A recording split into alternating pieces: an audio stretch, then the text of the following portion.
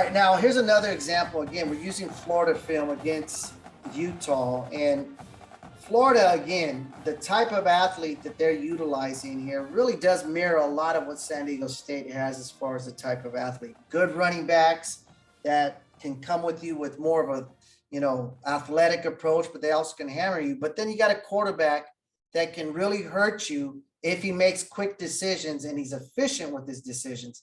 Here, Florida does a nice job here where quarterback's going to read a certain coverage and realizes that something opens up for him.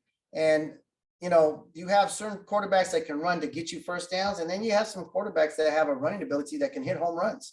And here you see this exact same thing. He really steps up in the pocket nice. Then he makes a quick decision and he takes advantage of all the open field. And he's not a guy that's just going to be, satisfied with getting a nice gain. He's going to take advantage. And then he really has an idea where, I want to get to the end zone. I'm going to challenge this guy instead of going to the sideline and getting into our goal line offense. Let me be a football player here and get to that goal line. And he does quite easily. And so Utah getting in man coverage, they forgot about worrying about a threat that they had here. Well, how does that relate to what we got? Well, so likewise with the athletic quarterback that Florida has, we too have a quarterback here that can be a threat with his arm, but also with his legs. And Burmeister does a real good job here of just how aggressive he is. Gives a little fake, uses his boot action. And again, for you young quarterbacks, the key is that you want to leverage a guy. You want to read this block.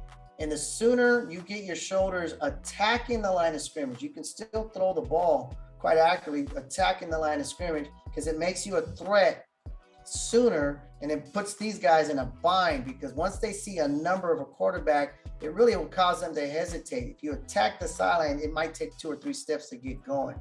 Burmeister makes his decision right here. Kind of like what you saw with the Florida quarterback. He's reading, and then he says, forget it. I see a lane. I'm going to attack this right now. And turns into a running back. And look at him split that.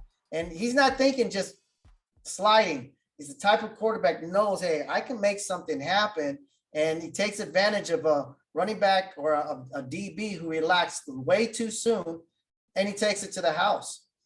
The exact same results, almost probably about the exact same distance. But what it does is it tells a defense like Utah, listen, we can't go to sleep, forgetting about the quarterback, because he too is a threat. Even though everybody's covered and all, we got to make sure that we have an idea of where he's at and what he can do. It also tells your receivers on the offensive side of the ball, don't give up. You might become a blocker right away.